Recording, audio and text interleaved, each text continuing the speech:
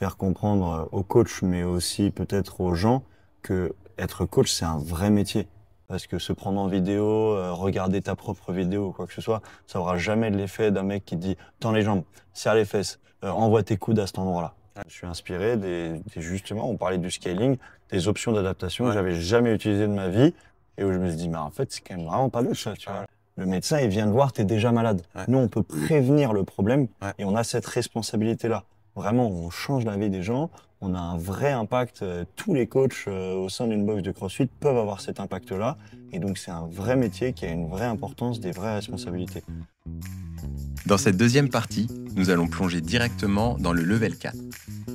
Pierre va nous raconter comment il s'est préparé et comment maximiser ses chances de réussite pour cet examen difficile. Si tu n'as pas encore vu la partie 1, je t'invite à cliquer sur le lien dans la description de la vidéo pour mieux comprendre le parcours de Pierre, sa vision du coaching ainsi que du CrossFit.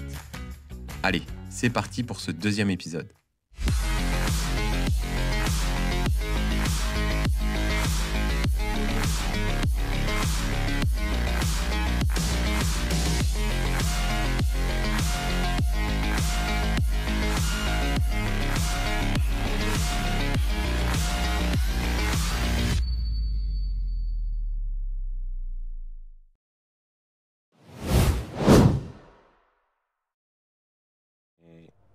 Sur l'examen, là, si tu devais faire un petit résumé, c'était quoi le plus grand défi pour toi que tu as eu à relever? Ouais, il y a l'anglais quand même. Hein. Ouais. C'est un peu la réponse facile. C'est pour ça que je réfléchissais pour pas sauter sur le premier. Sauf l'anglais. Ouais. Non, Mais bon, ouais, c'est vrai que c'est pas le plus évident. grand défi parce qu'en plus j'avais quand même l'habitude avec la boxe. Non, mais t'es pas dans ta langue maternelle, donc Ouais, il y a un non, truc qui change voilà, le jour de l'examen, c'est quelque chose. Ce qui est sûr, c'est que déjà t'es pas à 100%. Ouais. Ce serait se mentir que de se dire t'as ta langue maternelle, tu es dans une langue que tu maîtrises, voilà.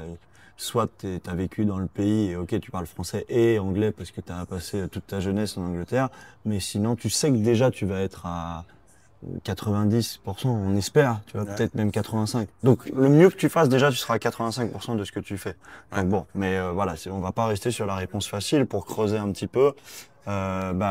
Essayer de donner beaucoup de matière sur des choses très basiques.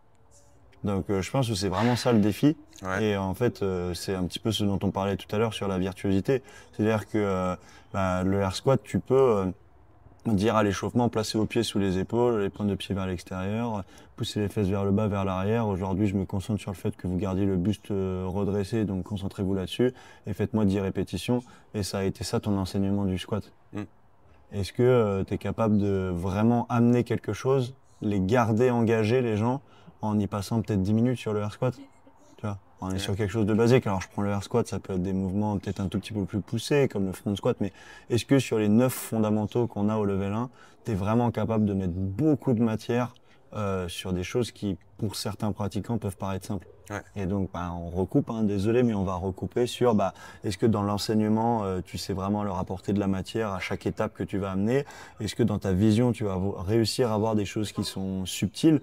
Et donc, le mec qui a déjà fait, je sais pas, mais 5000 overhead squats dans sa vie, en passant par le PVC jusqu'à 160 kg, tu es quand même capable de lui apporter un petit quelque chose et de le corriger.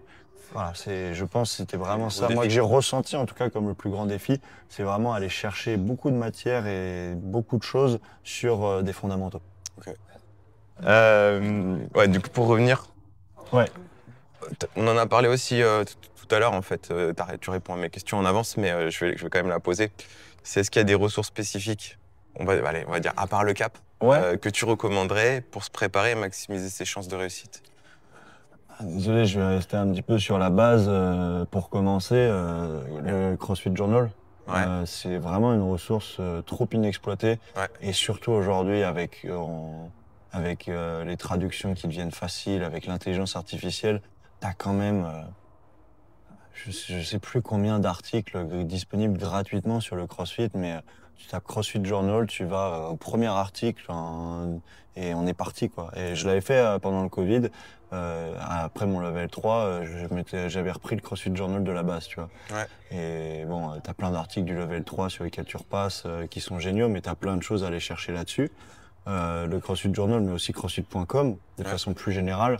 Franchement, là, avec le déménagement, nous, on a pu suivre un petit peu la programmation de CrossFit.com. Ouais. C'est vraiment un régal.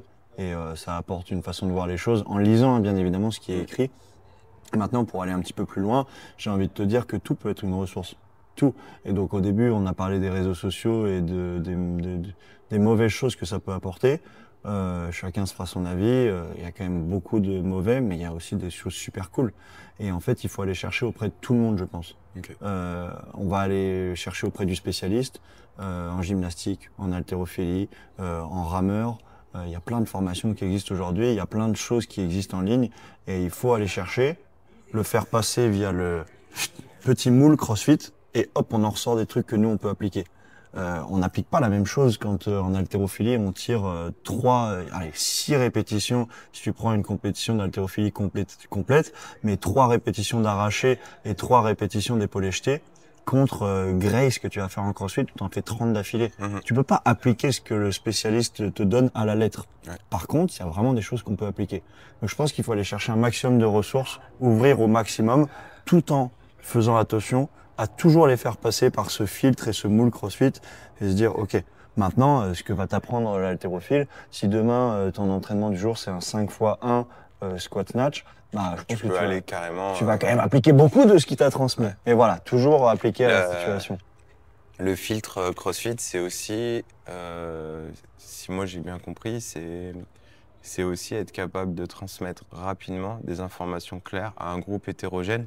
Et ça, c'est pas forcément ce qui est demandé dans les sports. Dans la plupart des sports, tu as des groupes de niveau, tu passes 2 ans en tant que débutant, puis après on t'apprend des nouvelles choses. Et nous, en fait, on n'a pas ça. En CrossFit, on est censé prendre tout le monde en même temps et du coup avoir la capacité de donner une information qui est utile à tout le monde. C'est peut-être ça le truc qui va... Une fois que tu as récupéré plein d'infos, que tu vas devoir transformer. Transformer et on va recouper ce dont on a parlé tout à l'heure, mais en fait... faut que tu sois capable de coacher les basiques. Ouais. Parce qu'en fait, comme tu dis, on a un groupe devant nous. Donc en fait, dans ta progression, tout le monde va passer sur la même progression. Est-ce que ton athlète le plus avancé de la séance, il a un intérêt à passer sur du deadlift, prise snatch, barre à vide? Si tu vois les petites erreurs très fines qu'il fait et que tu les corriges, oui, il a un intérêt. Même s'il a 15 ans de CrossFit. Par contre, si tu es plus capable de voir les petites choses qui vont de côté, bah, ça n'a plus d'intérêt. Et donc ce mec-là, en fait, on va plus ressentir l'intérêt de rester dans un groupe, tu vois.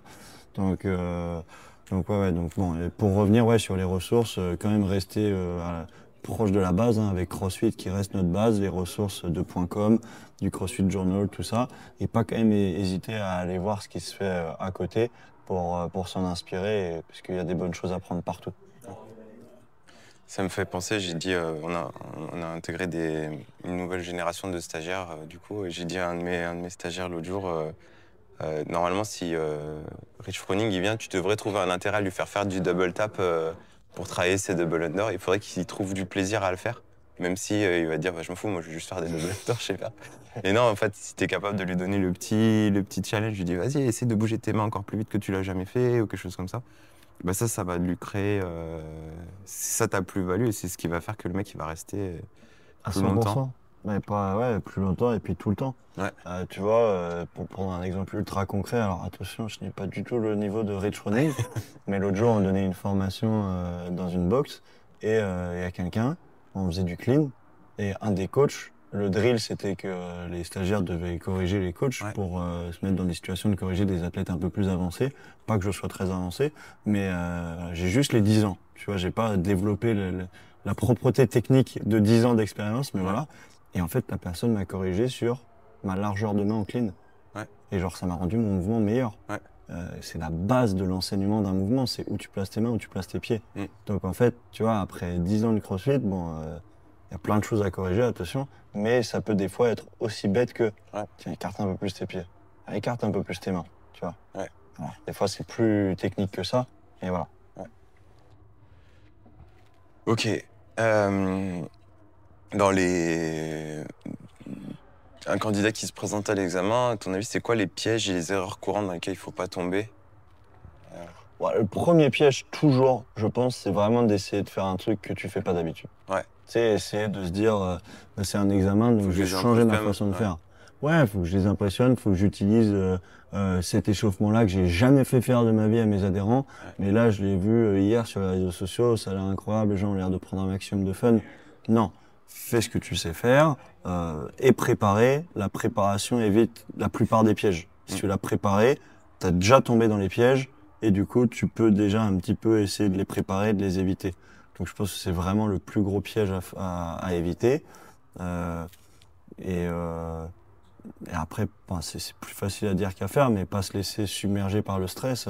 Je pense que la plupart des personnes qui s'attaquent à ce diplôme, c'est des gens qui ont beaucoup d'années d'expérience. Ça fera pour la plupart, je pense, minimum 3 ans, 4 ans, 5 ans, pour certains 10 ans, pour certains 15 ans qui coachent. On va juste être évalué sur ce truc qu'on fait depuis 15 ans.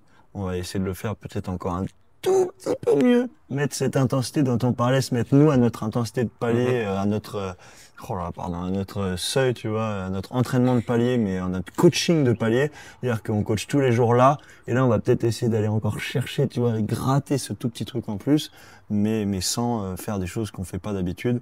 Juste vraiment montrer une grande excellence. Donc ouais, voilà. Ne pas faire des trucs qu'on fait pas d'habitude. Restez sur ce que vous savez faire et vous savez faire votre métier. C'est pas parce que c'est validé ou pas validé que ça remet en cause la capacité de quelqu'un à faire ce métier-là. C'est un examen et mine de rien, on reste jugé sur 2 heures. Hein. Les heures de coaching dans la semaine, souvent c'est plutôt 10, 15, 20, peut-être 25 pour certains. Voilà, faut pas tout remettre en question sur 2 heures. Ouais.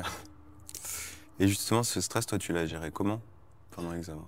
Honnêtement, en étant ultra préparé. C'est vraiment pas pour... Mais j'ai eu la chance de...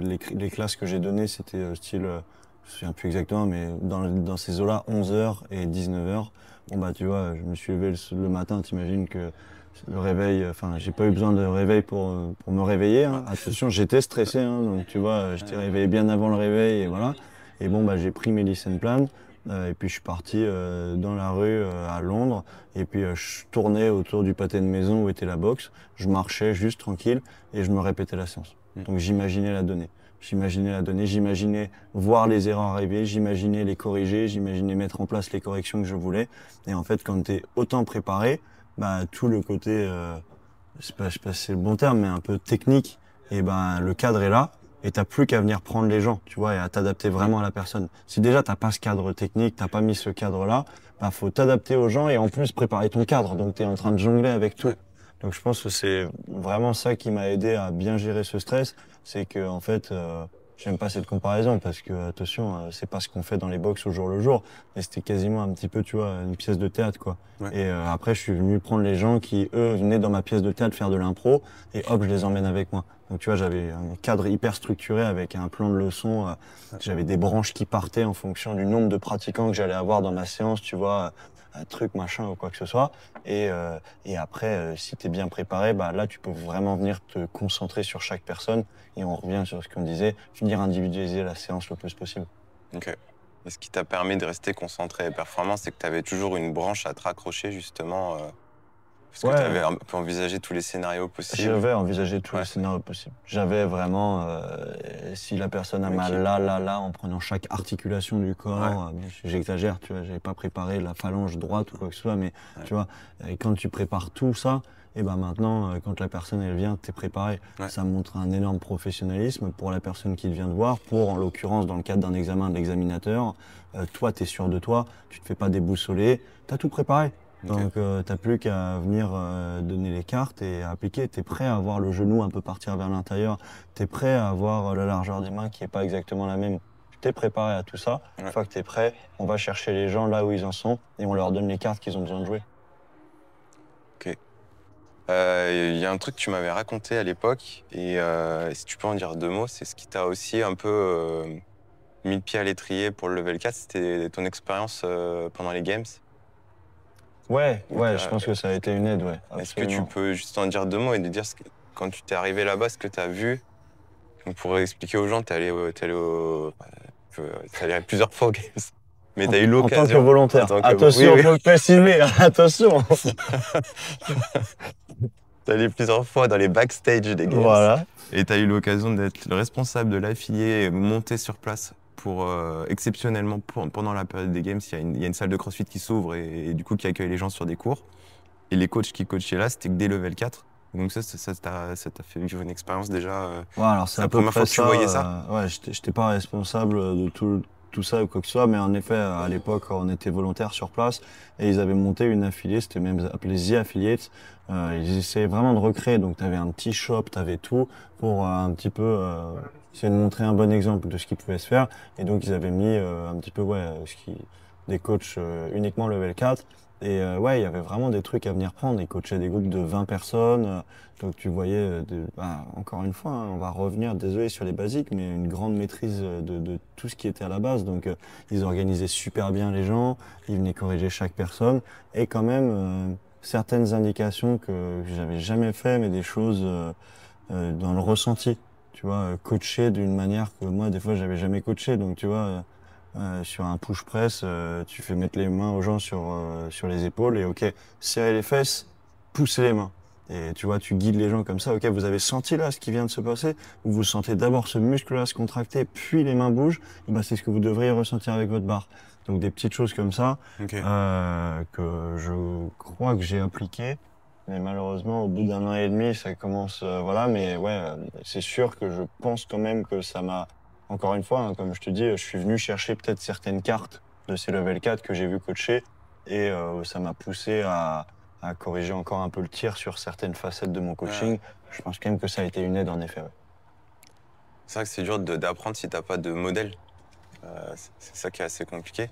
La démonstration. Et ouais, c'est ça. Donc c'est quand même bien de pouvoir observer d'un niveau supérieur à toi pour pouvoir t'inspirer et prendre des idées. Bien sûr. C'est un peu pour ça que je me suis lancé dans ce projet, pour dire que on est souvent inspiré sur les réseaux par la partie performance. Il y a du contenu sur le coaching, mais pour vendre des programmations, des choses comme ça, mais c'est pas toujours sur comment, toi en tant que coach, tu es devant 20 personnes ou 15 personnes ou 10 personnes et comment toi tu vas transmettre de l'info. Il n'y a pas beaucoup de contenu sur la pédagogie du coaching et c'est un peu ça c'est un peu ça que j'aimerais mettre en avant. C'est-à-dire, c'est un métier où un très bon coach, c'est un artiste, c'est un virtuose, c'est quelqu'un qui maîtrise des trucs super simples. Et en général, plus il est bon, moins tu le vois parce qu'il tartine pas sa confiture de partout. Et c'est vrai que c'est pour ça que là, je me suis lancé je vais interviewer des Pokémon parce que... Ouais. Ah, mais c'est un super bon projet. Et puis, comme on en parlait, mine de rien, enfin déjà, alors le projet est génial. Et surtout ce que tu viens de dire, mettre en lumière que le coaching, c'est tout ce que tu viens de dire. Mais déjà, si on reprend encore un step avant, faire comprendre aux coachs, mais aussi peut-être aux gens, que être coach, c'est un vrai métier. Donc ça va passer aussi par la responsabilité des owners, de mettre en place un cadre pour leurs équipes qui fait que c'est un cadre d'un vrai travail, mais aussi que les coachs, voilà, qu'on commence à essayer de limiter un petit peu ce truc de oui, je fais quelques heures par-ci par-là, tu sais, limite c'est mon hobby, tu vois, de coacher. Il y a des gens attention, hein, qui sont des super bons coachs en faisant d'autres choses ou quoi que ce soit, mais pour être vraiment et essayer de tendre vers être le coach le plus efficace et le meilleur coach qu'on puisse être, il faut se rendre compte que c'est un vrai métier. Ouais. C'est un vrai boulot où il y a des vraies choses à apprendre continuellement, comme tu le fais là, hein, voilà, transmettre des informations, revenir quand on sent qu'on a un petit peu monté en compétence à la base pour resolidifier les fondations avant de remonter et faire ce process-là tout au long de sa vie, tu vois, où tac, je sens que je suis monté, ok, je reviens sur les fondations, je remets un truc bien solide, je remonte en haut, je repousse un peu, je reviens et on devient sur un vrai boulot. Vraiment, c'est un vrai travail. Si les honneurs le peuvent avec une vraie rémunération, avec des vraies responsabilités, et c'est là où je veux en venir, c'est que la responsabilité d'un coach, et particulièrement d'un coach de CrossFit, c'est la santé des gens qu'il a en face de lui. Tu ne peux pas jouer avec la santé des gens. Greg Glassman disait toujours, il faisait la comparaison entre les médecins et les coachs. Les coachs, les médecins, c'est Le mot en français, c'est Les lifeguards, ouais, voilà. les maîtres nageurs. Alors, Les sauveteurs. Voilà, c'est les sauveteurs en mer. Merci Les beaucoup. sauveteurs Ouais. en piscine ou en Voilà, mer. c'est les sauveteurs, c'est les mecs qui sont là sur leur truc et si tu es en train de te noyer, ils viennent te chercher.